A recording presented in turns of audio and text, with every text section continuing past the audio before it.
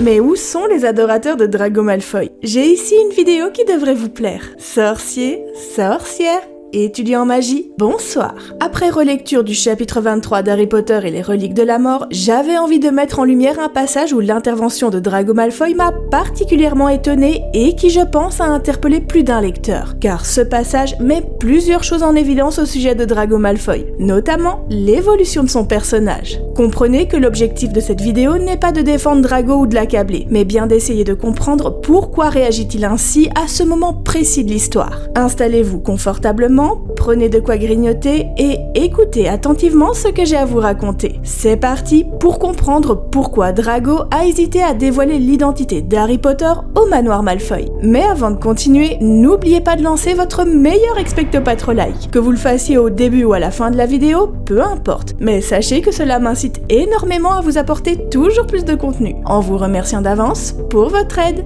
inestimable. Avant de vous faire part de mon interprétation, car oui, il ne s'agit que de mon interprétation, j'aimerais que nous relisions ensemble une partie du dialogue qui s'est déroulé au manoir Malfoy, histoire que vous compreniez bien mon point de vue. Eh bien Drago, demanda Lucius Malfoy, il semblait avide de savoir. C'est lui? C'est Harry Potter? Je n'en suis pas sûr, dit Drago. Il se tenait à bonne distance de Greyback et paraissait avoir aussi peur de poser les yeux sur Harry que Harry craignait de croiser son regard. Examine-le attentivement, rapproche-toi. Il y a quelque chose là, murmura-t-il. Ce pourrait être la cicatrice très étirée. Drago, viens là, regarde bien. Qu'est-ce que tu en penses? Harry voyait de près le visage de Drago à présent, juste à côté de celui de son père. Ils étaient extraordinairement semblables. Mais alors que son père était manifestement surexcité, Drago paraissait très réticent, effrayé même. Je ne sais pas, dit-il, et il retourna vers la cheminée devant laquelle sa mère, debout, l'observait. Attendez, dit brusquement Narcissa. Oui, elle était dans la boutique de Madame Guipure avec Potter. J'ai vu sa photo dans la Gazette. Regarde Drago, n'est-ce pas cette dénommée Granger?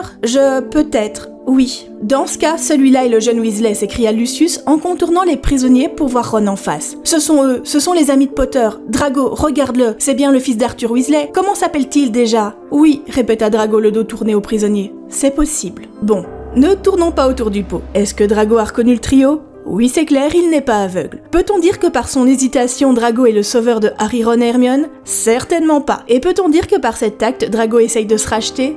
Eh bien non, toujours pas. Car comme vous avez pu le remarquer, à aucun moment, Drago ne dément le fait qu'il s'agisse bien d'Harry, Ron et Hermione pour qu'ils aient la moindre chance d'être relâchés ou du moins de s'en sortir. Mais nous y reviendrons plus tard. Ce qui est important de souligner, c'est qu'à contrario de son père qui est terriblement enthousiaste à l'idée de livrer Harry, Drago ne l'est pas du tout et est même en proie à beaucoup de réticence. Et c'est là qu'est toute la nuance. Drago ne veut pas confirmer de façon claire et précise l'identité d'Harry et encore moins celle de Ron et d'Hermione à qui il tourne le dos. Car confirmer la présence de Ron et d'Hermione reviendrait à presque confirmer l'identité d'Harry. Mais une question se pose. Pourquoi Drago leur tourne-t-il le dos? Est-ce par lâcheté? C'est possible, mais personnellement je ne pense pas. Pour moi, il s'agit tout simplement d'un acte calculé. Si Drago ne les voit pas, il ne peut pas les identifier avec certitude, ce qui lui permet un contrôle complet de ses expressions faciales et de la tonalité de sa voix. Comprenez que s'il s'était retourné et qu'il avait reconnu Ron et Hermione, il aurait été bien plus difficile pour lui de dissimuler la vérité. La moindre mimique ou tonalité changeante de sa voix aurait pu clairement le trahir et éveiller les soupçons de sa mère qui, je vous le rappelle, l'examinait méticuleusement. Si cette hésitation est déjà palpable dans la version française, elle l'est d'autant plus dans la version anglaise. Car le oui quelque peu hésitant de Drago dans la version francophone est bien plus appuyé dans la version originale. Le oui hésitant se transformant alors en quelque chose semblable à un « ouais ». Ce qui laisse place à encore plus de doutes. Maintenant, la question à 3000 gaillons est pourquoi Drago hésite-t-il? Après tout, livrer Potter et ses amis au Seigneur des Ténèbres lui permettrait de récupérer une place plus confortable auprès de Lord Voldemort et viendrait redorer quelque peu le blason de la famille Malfoy. Alors, est-ce encore une fois par lâcheté? Après tout, Harry souligne le fait que Drago allait effrayer. Mais encore une fois, non, je ne pense pas. À vrai dire, l'hésitation de Drago peut s'expliquer de plusieurs manières différentes. Déjà, par sécurité. Comme je vous l'ai dit, notre cher Drago est calculateur et réfléchi. Il est fort probable qu'il ne soit pas prêt à donner une info qui pourrait se révéler par malchance être fausse, car la moindre petite erreur pourrait coûter la vie à toute sa famille et à sa personne par la même occasion. Et vu l'inconfort dans lequel il se trouve déjà, je ne pense pas qu'il soit prêt à tenter l'expérience. Il préfère donc jouer les indécis, car il sait pertinemment que tant qu'il existe l'ombre d'un doute, le Seigneur des Ténèbres ne sera pas appelé et ne pourra pas déchaîner sa fureur sur la famille Malfoy en cas d'erreur. Ensuite, autre fait très important qui pourrait expliquer cette hésitation est que Drago n'est ni un meurtrier ni naïf. Il sait que livrer Potter revient signer son arrêt de mort. Et aussi tyrannique et cruel que peut être Drago, cela ne fait pas de lui un assassin. Maintenant, soyons clairs, si Drago n'est pas un tueur, ce n'est pas pour autant qu'il veut spécifiquement sauver la peau de Harry. Drago ne veut juste pas qu'une personne meure en partie par sa faute. Parce qu'aimer détester une personne est une chose, et la vouloir morte et enterrée en est une autre. Cependant, il est totalement envisageable que Drago voulait vraiment d'une certaine façon sauver Harry. Bien évidemment, pas par amitié pour ce dernier, mais bien pour se sauver lui-même, ce qui souligne une facette très importante de Drago. Drago n'aime pas être un mange-mort et il en souffre terriblement. Et ça se comprend. Drago ne doit vraiment plus supporter de vivre sous la coupe de Voldemort et de devoir faire face à toutes ces violences émotionnelles et physiques quotidiennement. Je pense sincèrement que pour Drago, c'est la désillusion totale face à ce qu'il s'imaginait être un mange-mort. Être témoin et impliqué dans de nombreux enlèvements, meurtres et tortures en tout genre doit terriblement le terrifier. À ce stade de l'histoire, Drago comprend qui est le véritable ennemi. Et il comprend totalement que son avenir est plus qu'incertain.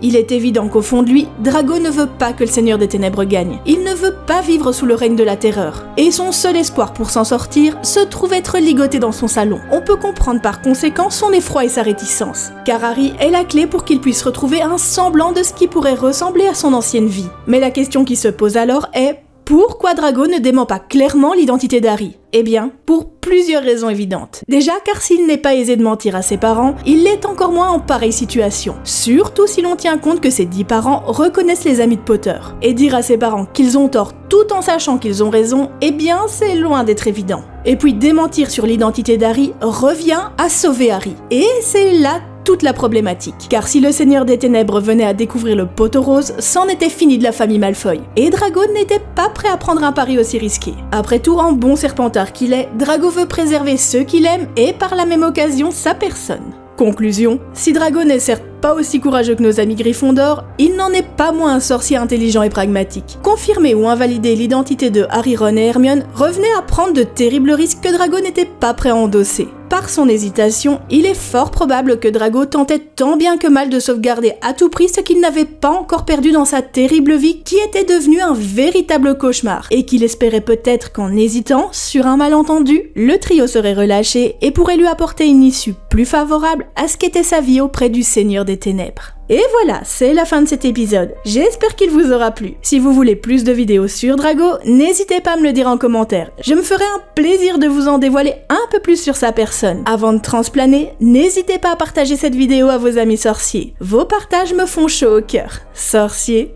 sorcières, étudiants en magie, au revoir.